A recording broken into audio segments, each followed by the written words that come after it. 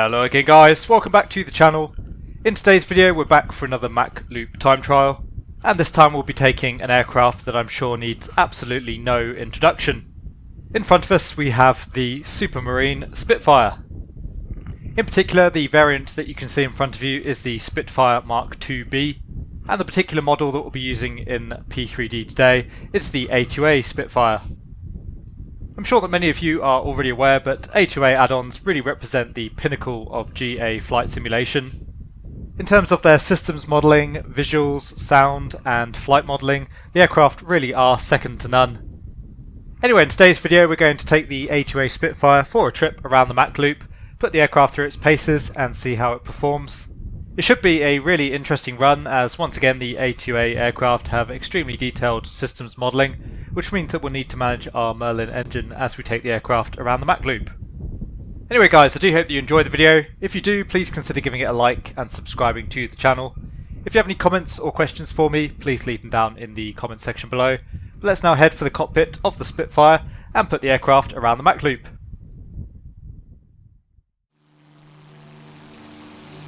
So in front of us we have the Supermarine Spitfire Mark IIB. Again, for most of you I'm sure that the Spitfire needs absolutely no introduction.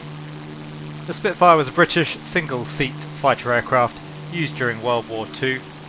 The aircraft was designed by R.J. Mitchell as a short-range high-performance interceptor and would go on to be the most widely produced British aircraft of all times, also the only aircraft to be produced continuously throughout World War II.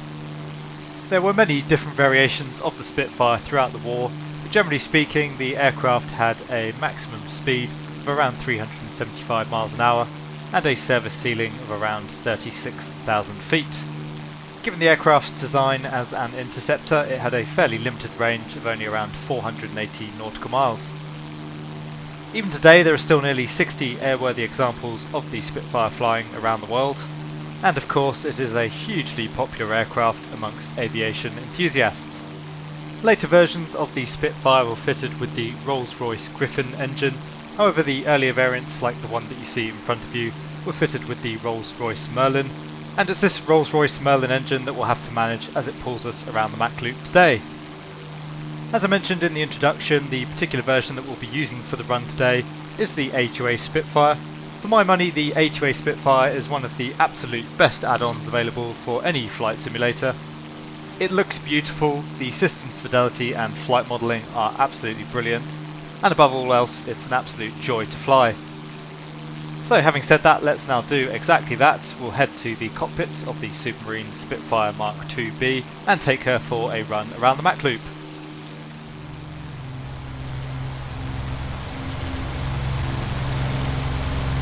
So working our way in towards Mach as usual. We've actually been trying to run the engine as cool as possible all the way down to the town, just so we have as much margin as we can for the run.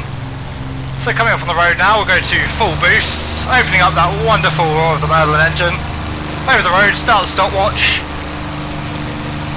And you'll notice throughout the run I have to keep a really good eye on the radiator temperature. It's very easy to cook the Merlin if we use too high a power setting for too long.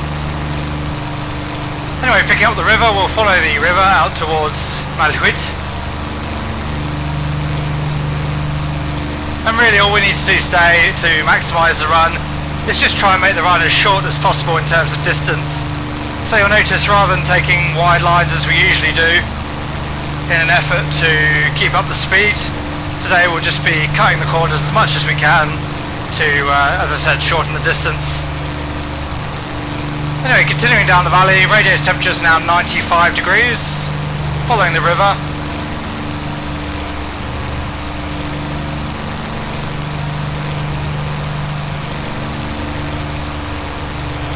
Passing over the B404 bridge now. There's Glantwimmin just after our 1 o'clock. You can see the church as well. We'll start coming to the left to keep tight with the corner as we head out towards the north.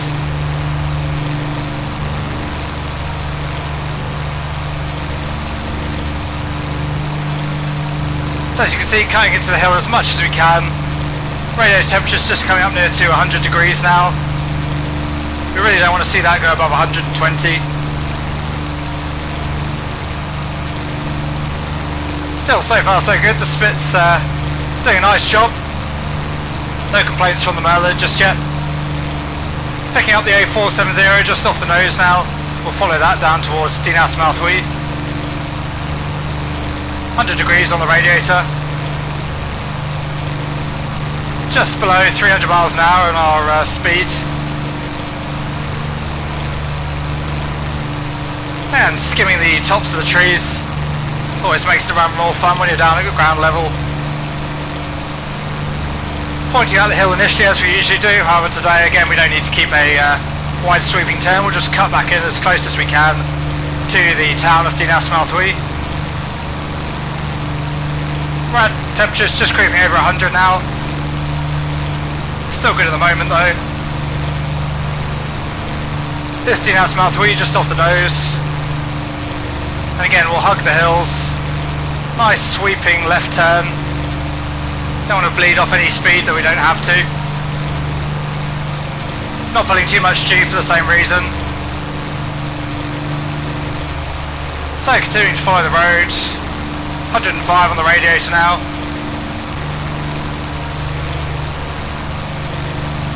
And again, gentle left bank around the edge of the hill. Bit of a change in the engine tone there. Not sure if that's a bit of a complaint from the Merlin. Oil temperature's getting pretty warm. Anyway, continue to follow the road towards Bush.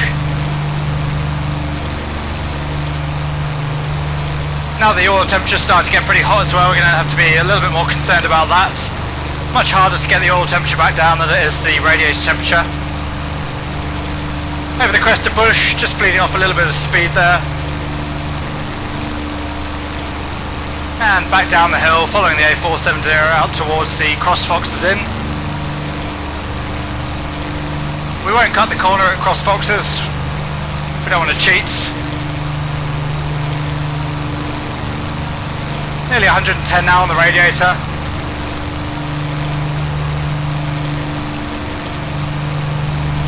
And over the Cross Foxes Inn, starting the turn around towards the A487.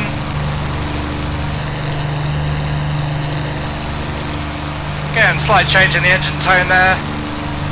90 degrees now on the oil temperature, 110 on the radiator. Following the A487 back up into the valley. Bit of traffic passing below us on the road. He's going to get a really awesome flyby in just a second. Rolling her over to the right. Following the road, again hugging the hill. Just about okay still on the temps for now.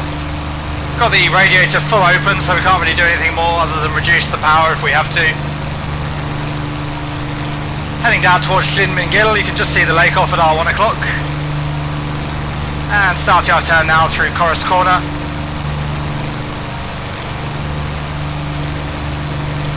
So through Corris Corner, no need to come back on the speed today. You can make it the turn easily.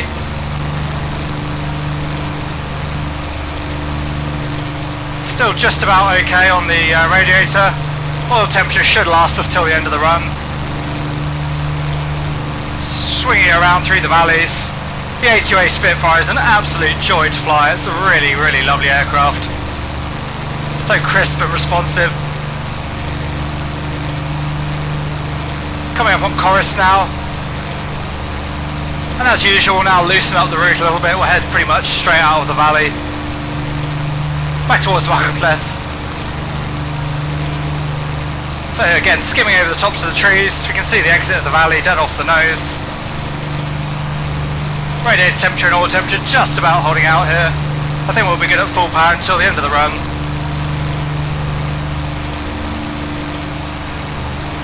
As soon as we get back over that road, we'll come back off the power.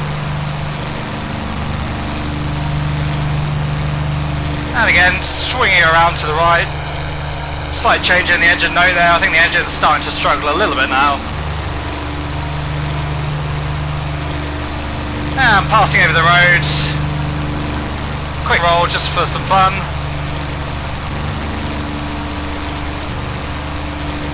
And we'll come back off the power now. Let the poor old Merlin have a little bit of a rest.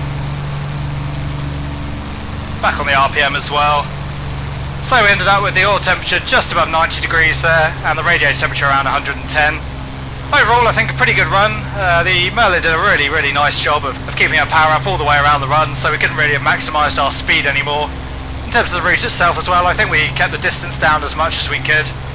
All I can say really is that was a really enjoyable run. Once again, the A2A Spitfire is an absolutely wonderful aircraft, and if you have any interest in flight simulation and the Spitfire, I highly recommend going and checking it out.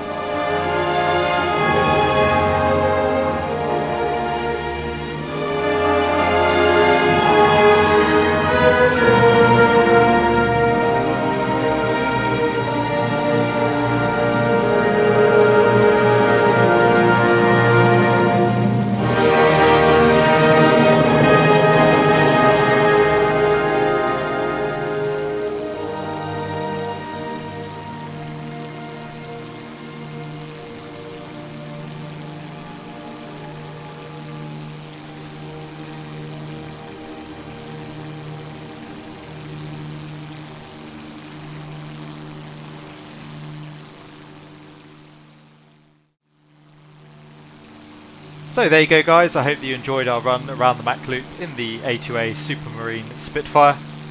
The aircraft managed a time of 6 minutes 11.08 seconds. Unsurprisingly, that puts it at the bottom of the leaderboard for now. However, I'm sure that that will become a very competitive time when looking at other early World War II era aircraft in the future. The Spitfire may not be the fastest aircraft that we've run around the Mach Loop so far, but for my money it is the most beautiful, and it was also the most fun. Anyway guys, I do hope that you enjoyed the video. If you did, please consider giving it a like and subscribing to the channel. If you have any comments or questions for me, please leave them down in the comments section below, and I'll do my best to answer them. But for now, thanks very much, and I'll see you all again soon.